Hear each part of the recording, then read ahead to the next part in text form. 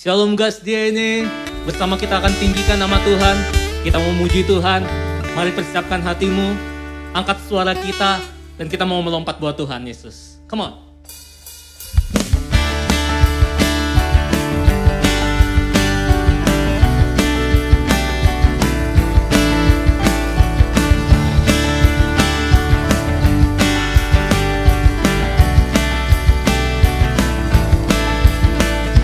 Dasar dari yang kuharapkan, bukti dari segala yang tak kulihat. Iman berikan ku kekuatan untuk melakukan perkara yang hebat. Bersama Roh-Mu pasti menang. Go! Tinggi namamu dipuji, hormat kemuliaan. Orang dengan senap hati, raja keagungan. Tepuk tangannya buat Tuhan. Go!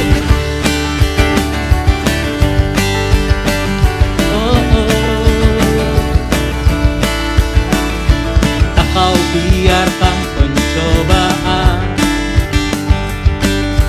melebihi batas kekuatan. Kau yang berikan ku kemuliaan, semakin serupa dengan gambaran-Mu. Bersama Roh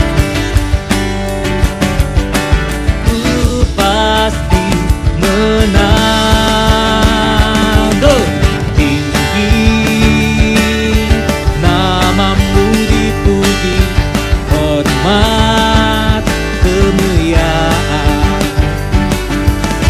Orang dengan senap hati, raja keagungan.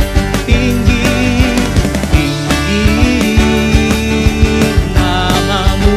puji, hormat kemuliaan. Sorak dengan senap hati, raja keagungan. Tepuk tangannya buat Tuhan Yesus. Kami percaya namamu yang layak ditinggikan. Engkau gunung batu kami, hormat kemuliaan hanya bagi Tuhan Yesus, Raja keagungan, Raja di atas segala raja. Name above all name, Jesus. Tinggi namamu dipuji, hormat kemuliaan. Sorak dengan senap hati, Raja keagungan. Go! Tinggi namamu dipuji, hormat kemuliaan. Sorak dengan senap hati, Raja keagungan. Raja keagungan, Raja keagungan. Go!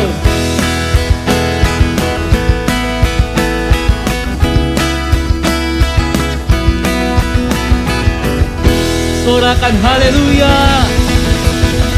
Yes Lord Jesus. Woo. Thank you Jesus for today. Thank you for your love in our life. You are so good. You are everything for me, Jesus. We worship you today. lifted up your name, Jesus. Hallelujah. Oh, hallelujah. You are worthy.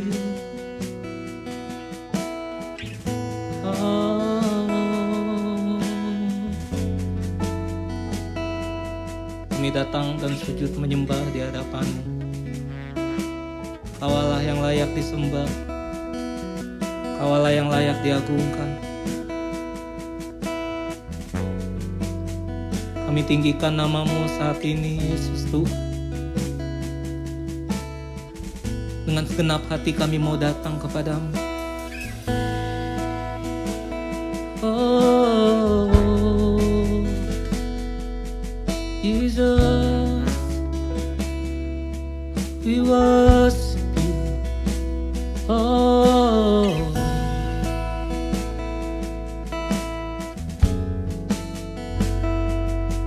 oh, hallelujah.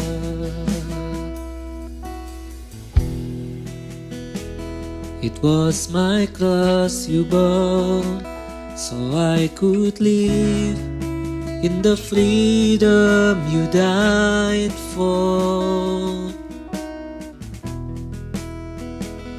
And now my life is Yours, and I will sing of Your goodness forevermore.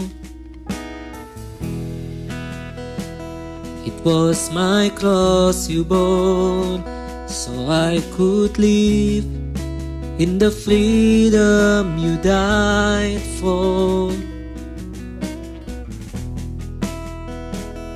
And now my life is Yours, and I will sing of Your goodness forevermore. What is Your name, Jesus? You deserve the praise. What is Your name? What is Your name, Jesus? You deserve the praise. What is Your name? Kasih tepuk tangan yang paling meriah buat Tuhan. Oh, Jesus.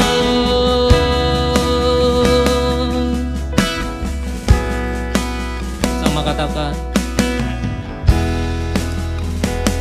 And now my shame is gone, I stand amazed in Your love undeniable. Your grace goes on, and I will sing of Your goodness forevermore. What is Your name, Jesus? You deserve the praise. What is Your name? What is Your name, Jesus? You deserve the praise. What is Your name? What is Your name, Jesus? You deserve the praise. What is Your name? What is Your name, Jesus? You deserve the praise. What is Your name? What is Your name, Jesus? You deserve the praise. What is Your name? What is Your name, Jesus? You deserve the praise. What is Your name? Oh,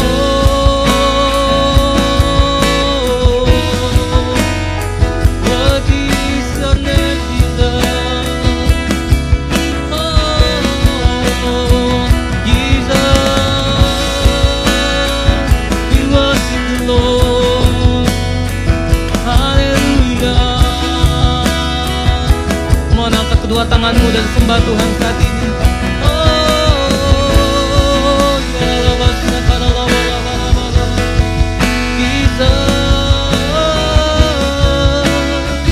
ya labasya karalabalabalabalaba. Oh, haleluya. Oh, you worship you, Lord. Ya labasya karalabalabalabalaba. Ya labasya. Hallelujah. Oh,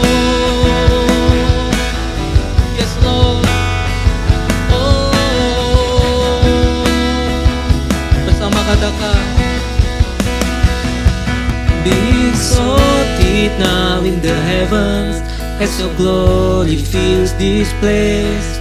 You alone deserve our praise. You're the name above all names.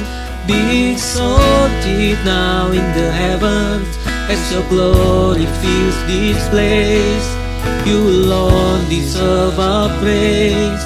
You're the name above all names.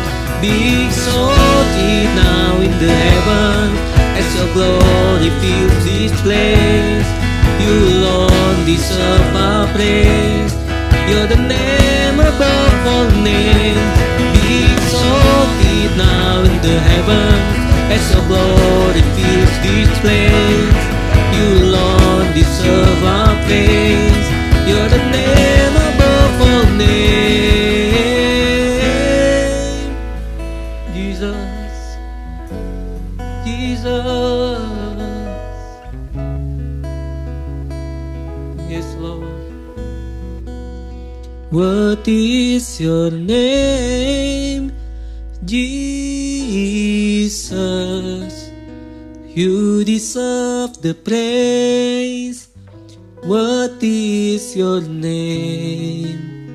What is your name, Jesus? You deserve the praise.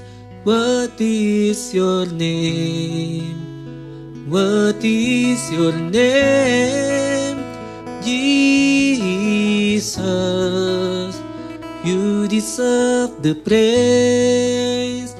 What is your name? What is your name, Jesus?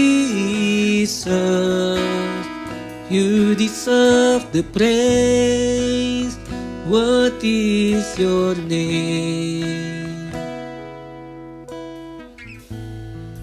Namamu Tuhan yang layak diagungkan dan layak ditinggikan. Kami menyembahmu di dalam roh dan kebenaran, sebab Engkau Allah yang sanggup menyediakan yang kami perlukan. Engkau yang telah mati di atas kayu salib, mencurahkan darah-Mu dan menebus setiap dosa kami. Dan Engkau yang telah bangkit, membawa kemenangan bagi setiap umat-Mu. Terima kasih buat kebaikan-Mu Tuhan. Dan saat ini kami datang dengan hati kami yang rindu akan Engkau. Mari bersama kita angkat kedua tangan kita sekali lagi teman-teman. Kita nikmati hadirat-Nya saat ini.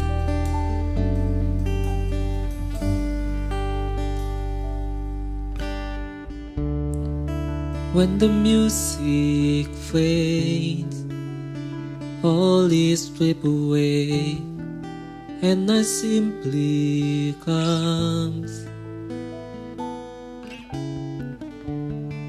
longing just to bring something that's of worth that will bless your heart.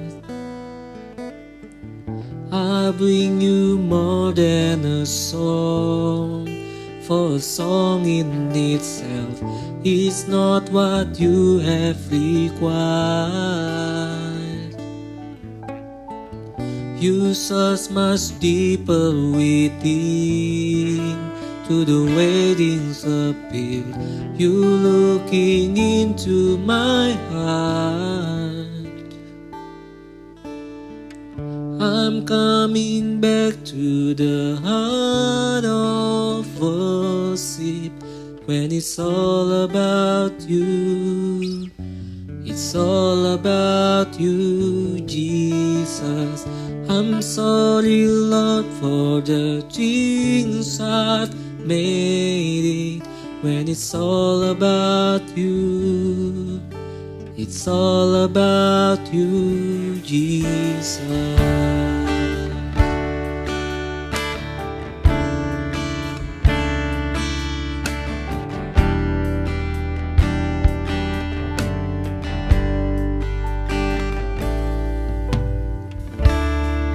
King of endless world, no one could express how much you deserve.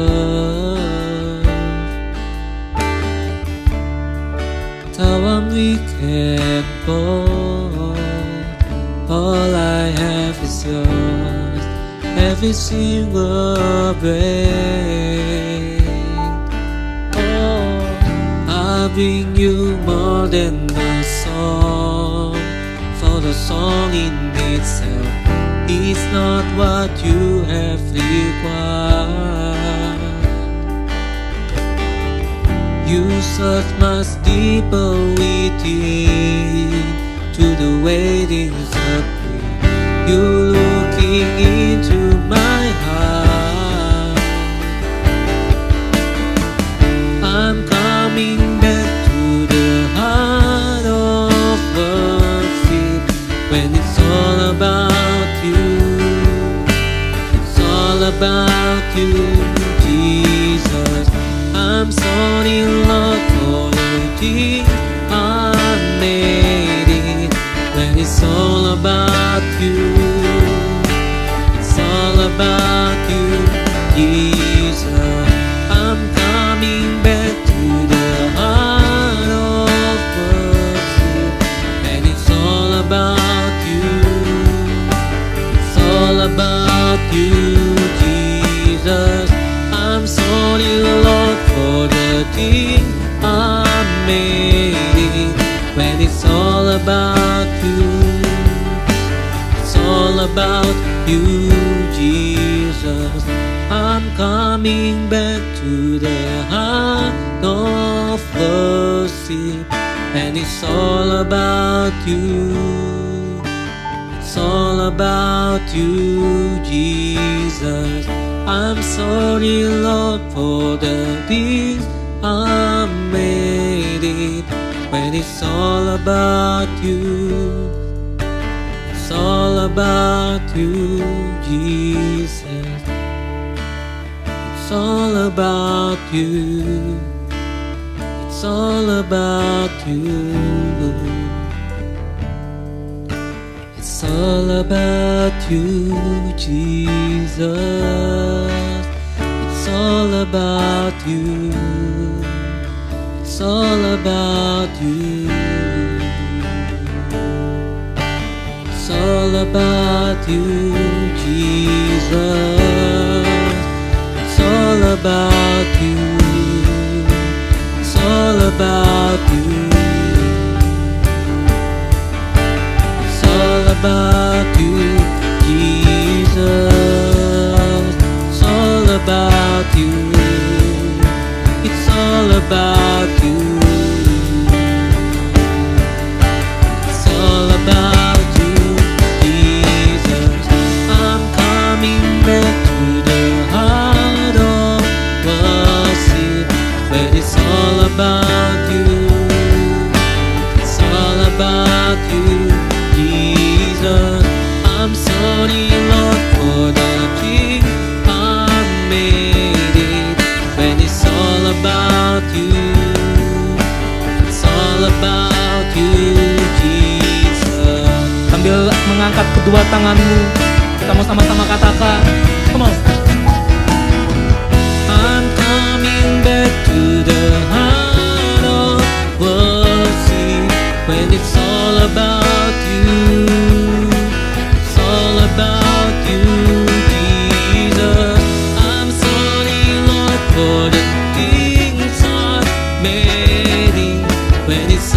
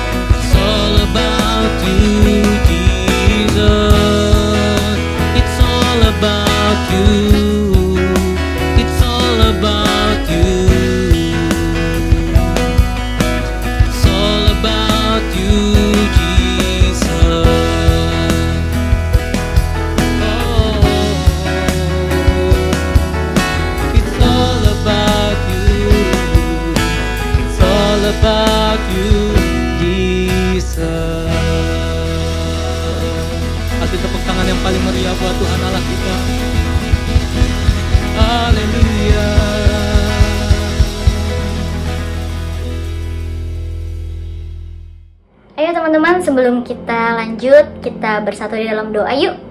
Tuhan Yesus yang baik, terima kasih Tuhan untuk setiap momen dalam kehidupan kami Tuhan. Terima kasih untuk pujian penyembahan yang sudah kami lakukan bersama-sama Tuhan. Biarlah semuanya Tuhan menyenangkan hati-Mu Tuhan. Biarlah Engkau sendiri Tuhan yang mengurapi setiap kami Tuhan, membentuk setiap kami Tuhan, dan mengubahkan setiap pola pikir kami Tuhan, biar seturut dengan firman-Mu Tuhan. Terima kasih Tuhan Yesus, haleluya, amin. Shalom teman-teman semua. Hari ini aku mau sharing firman Tuhan dari Yohanes 9. Nah, Yohanes 9 ini menceritakan tentang seorang yang buta sejak lahir, tapi ketika dia berjumpa dengan Tuhan Yesus, dia diubahkan dan dia mengalami mujizat Tuhan yang luar biasa. Tema sharing pada hari ini adalah I was blind but now I see. Jadi singkat cerita, orang buta ini dia buta sejak lahir, dia nggak bisa lihat sama sekali. Teman-teman bisa bayangin betapa gelap hidupnya, betapa dia nggak bisa melihat sekitarnya, bahkan mungkin dia nggak bisa lihat dirinya sendiri tuh seperti apa karena dia buta sejak lahir. Dan dia mau nggak mau dia juga harus mengemis karena untuk kelanjutan hidupnya. Kemudian saat dia bertemu dengan Tuhan Yesus, dia terima mujizat dengan cara yang unik, dengan cara yang hebat, karena Tuhan kita adalah Tuhan yang hebat. Jadi waktu itu Tuhan Yesus meludah ke tanah dan diaduk-aduk, kemudian dioleskan ke kedua mata orang buta tersebut. Kemudian tidak sampai di situ saja, orang buta tersebut diminta untuk pergi ke sungai Siloam. Siloam itu sendiri artinya adalah yang diutus, disuruh untuk membasuh dirinya, dan kemudian dia kembali dalam keadaan matanya yang sudah melek, matanya yang sudah bisa melihat lagi. Tapi dia tidak menjumpai Tuhan Yesus, tapi malah menjadi perdebatan dalam orang-orang sekitar situ. Orang-orang sekitar situ pada bertanya-tanya, kok bisa sih sembuh, kok bisa, dan segala macam itu. Bahkan mereka tuh memperdebatkan, mana Tuhan Yesus yang menyembuhkan kamu, di mana dia gitu. Dan di situ di ayat yang ke-25, Yohanes 9 ayat yang ke-25, orang buta tersebut berkata, jawabnya, apakah orang itu orang berdosa? Aku tidak tahu. Tapi satu hal aku tahu, yaitu bahwa aku tadinya buta dan sekarang dapat melihat. Jadi di tengah perdebatan tentang siapa Yesus dan bagaimana kuasanya bisa terjadi atas orang buta ini, orang buta itu cuma bilang, aku tadinya buta dan sekarang aku dapat melihat.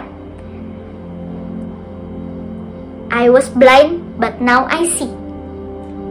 Nah, teman-teman, kemudian di ayat yang ke-39, jadi singkat cerita, orang buta yang sudah disembuhkan Tuhan Yesus ini, dia diusir keluar, kemudian dia berjumpa dengan Tuhan Yesus, dan dia percaya akan Tuhan Yesus.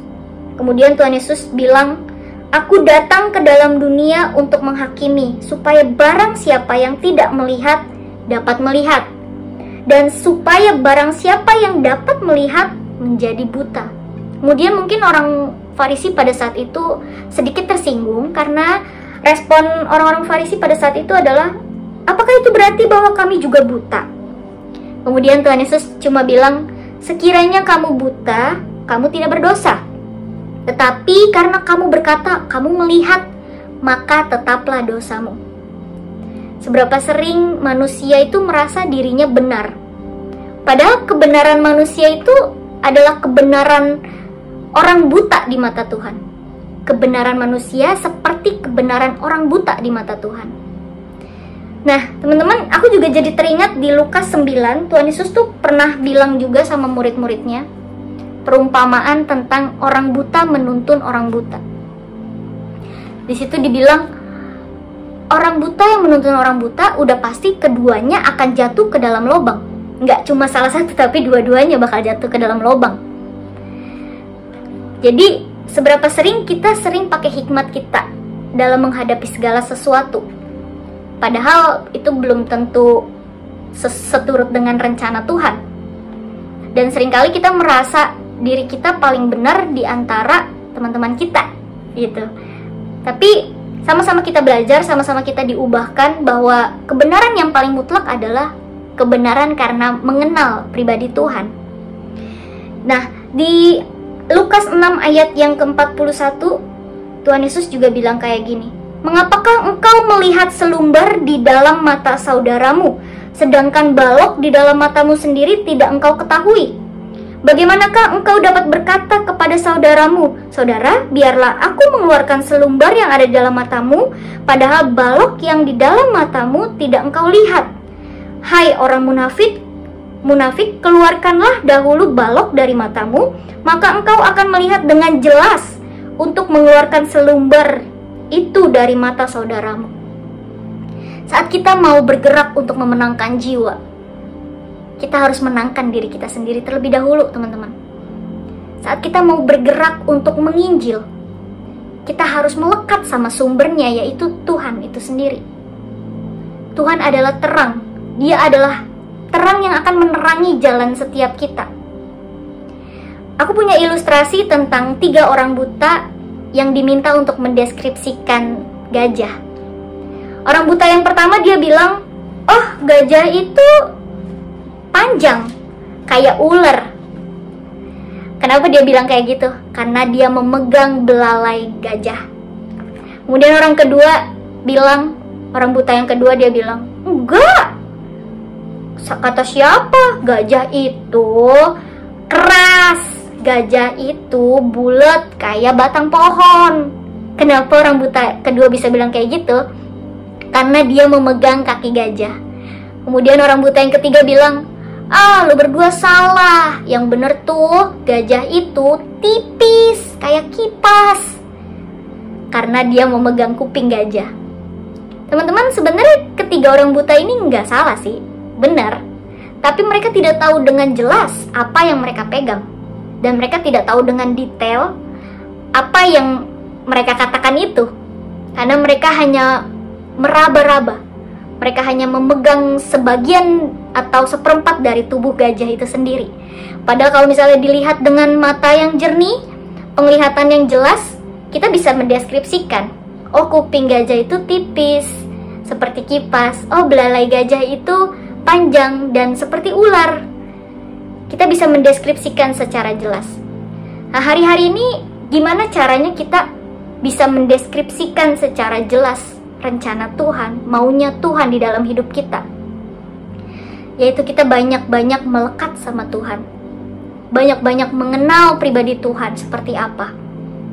Kita siap terima ajaran daripada Tuhan melalui firman-Nya, melalui setiap sharing firman yang disampaikan oleh pemimpin-pemimpin rohani kita. Dimanapun kita berada, kita tetap terkonek walaupun secara online. Kemudian itu yang menyebabkan mata rohani kita dapat melihat dengan jelas, teman-teman. Kalau pada masa dulu Tuhan Yesus menyembuhkan mata orang buta secara fisik, aku percaya pada masa-masa ini adalah saatnya mata rohani kita melihat dengan jelas, teman-teman. Bagaimana kita bisa berjaga-jaga kalau mata rohani kita buta? Bagaimana kita bisa berperang secara rohani kalau mata rohani kita nggak bisa melihat dengan jelas siapa lawan kita? So, teman-teman, ayo minta tuntunan Tuhan. Di Yesaya 42 ayat 16. Yesaya 42 ayat 16 ini adalah nubuatan Yesaya yang menurut aku sangat keren gitu. Tepat banget untuk kita renungkan sama-sama. Yesaya 42 ayat 16 berkata, "Aku mau memimpin orang-orang buta di jalan yang tidak mereka kenal, dan mau membawa mereka berjalan di jalan-jalan yang tidak mereka kenal. Aku mau membuat kegelapan yang di depan mereka menjadi terang, dan tanah yang berkeluk-keluk menjadi tanah yang rata. Itulah hal yang hendak kulakukan kepada mereka, yang pasti akan kulaksanakan." Ku di sini itu aku percaya adalah Tuhan Yesus sendiri, teman-teman. Yesaya menubuatkan ini untuk setiap kita.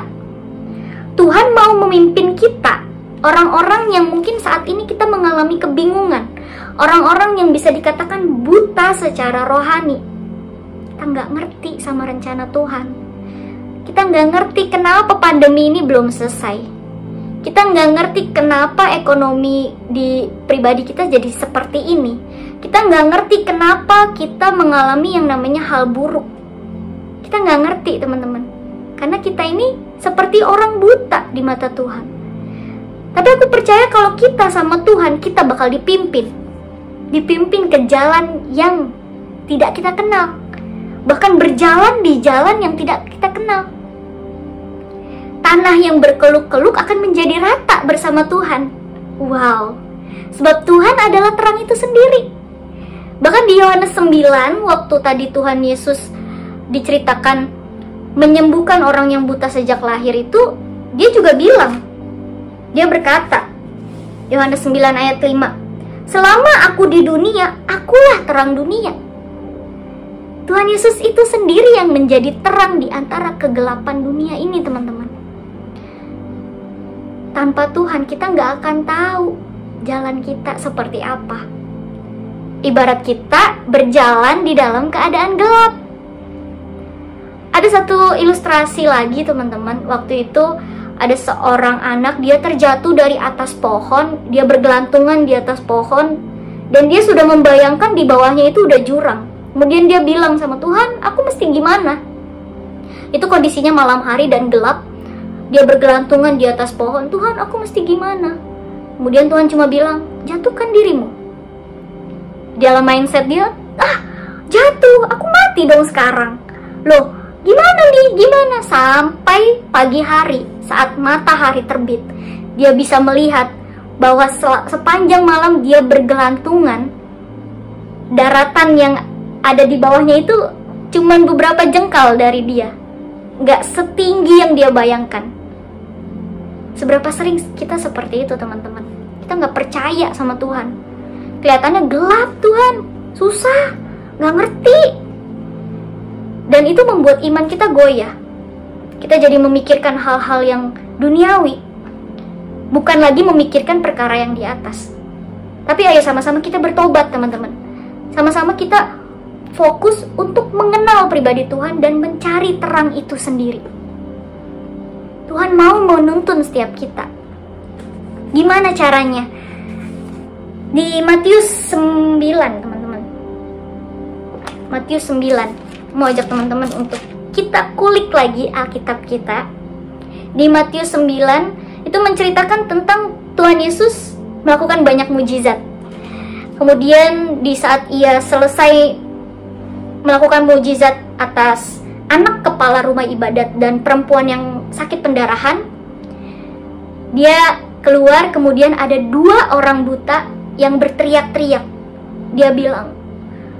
Mereka tuh bilang kayak gini, kasihanilah kami, hai anak Daud. Mereka berdua berteriak, bahkan orang sekitarnya bilang, berisik.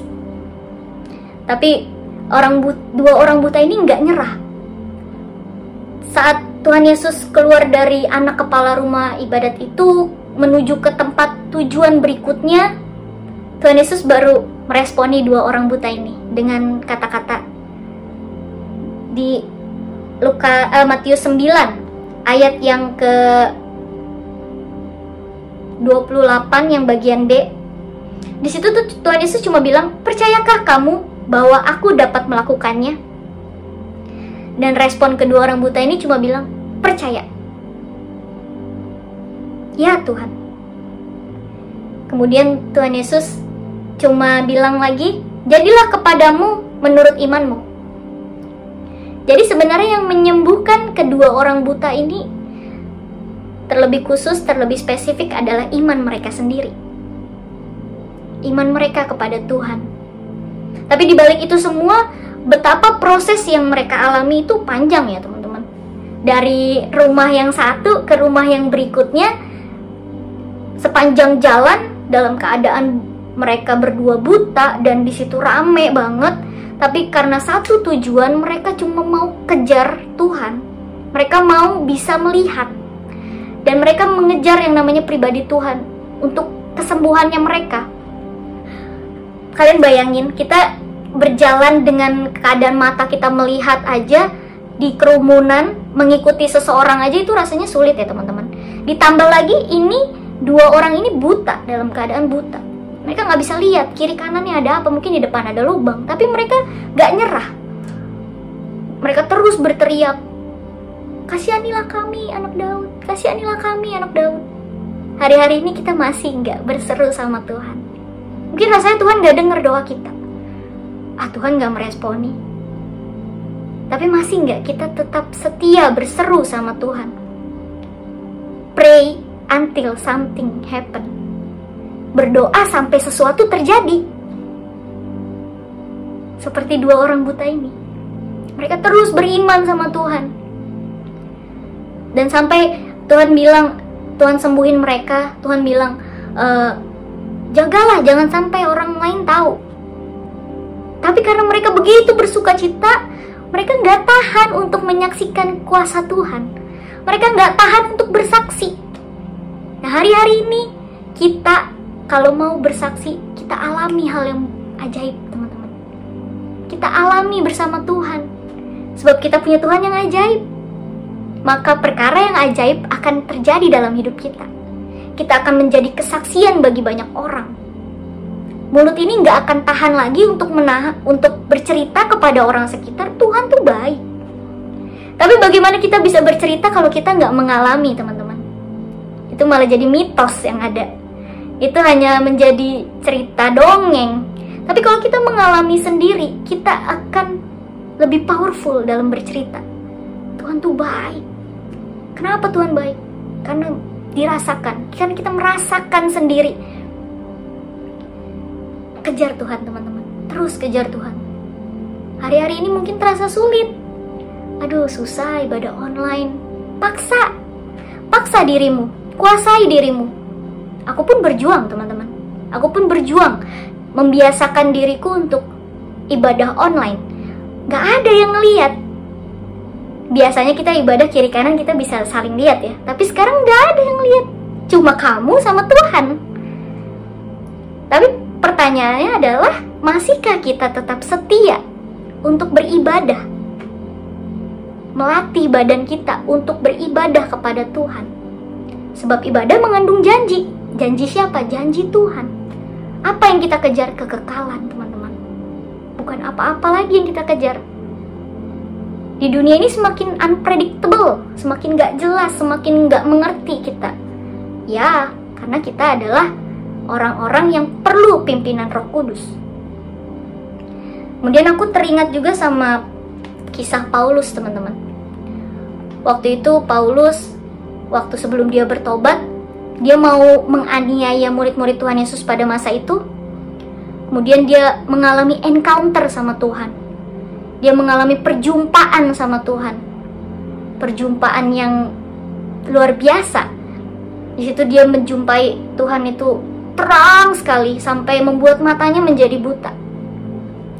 Matanya nggak bisa melihat karena saking terangnya. Kemudian di Kisah Para Rasul 22, yuk sama-sama kita buka yuk, teman-teman. Ini menceritakan tentang Paulus yang setelah dia bertobat, dia bersaksi. Dan dia menceritakan kronologi ya, lebih tepatnya. Dia menceritakan bagaimana Tuhan mengubahkan dia.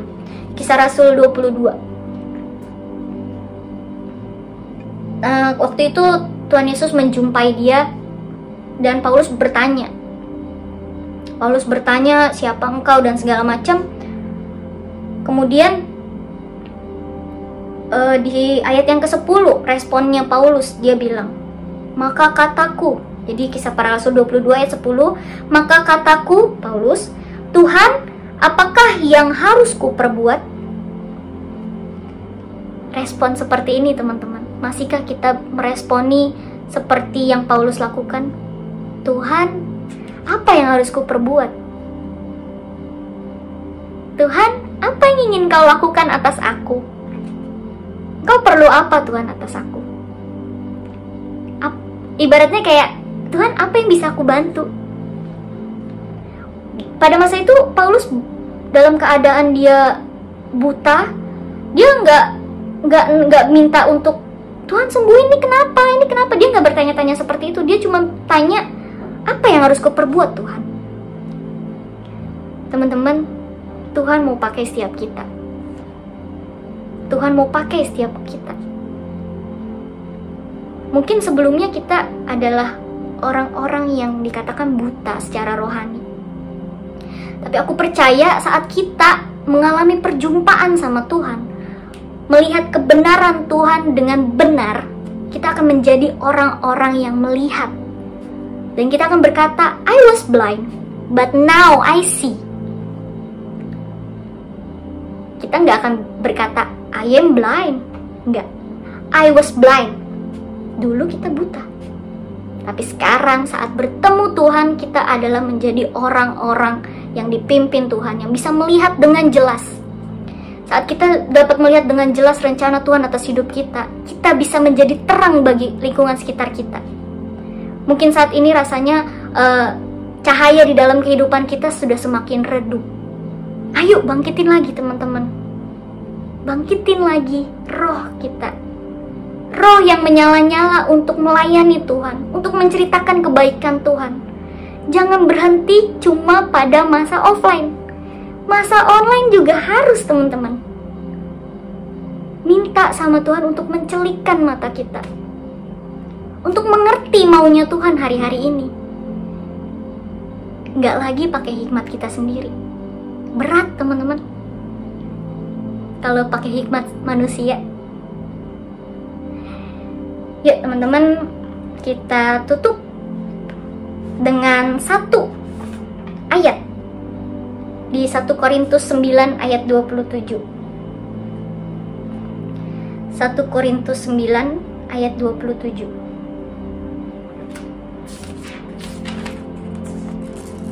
Ini adalah perkataan Paulus juga. Dia bilang, tetapi aku melatih tubuhku dan menguasainya seluruhnya, supaya sesudah memberitakan Injil kepada orang lain, jangan aku sendiri ditolak. Jadi saat kita menerima kebenaran firman Tuhan, kemudian hidup kita diubahkan, kita menjadi cahaya bagi orang lain, hidup kita harus terus dipenuhi oleh firman Tuhan. Dan hidup kita harus terus dipimpin oleh Roh Kudus. Gak cuma sekali, gak cuma 2 kali, tapi seterusnya teman-teman. Supaya apa? Supaya kita mampu menguasai diri kita, bukan lagi menjadi hamba dosa, bukan lagi terikat di dalam dosa, tapi kita adalah orang-orang yang merdeka, yang akan memerdekakan orang lain untuk datang kepada Tuhan, untuk bersama-sama kita kejar kekekalan itu. Jangan sampai kita yang menginjil, kita yang ditolak, yang terdahulu menjadi yang terbelakang. Jangan sampai teman-teman. Kita harus terus kejar Tuhan, kejar hadiratnya, kejar kehendaknya. Itu aja sih teman-teman. Kita tutup di dalam doa yuk. Boleh angkat tangannya.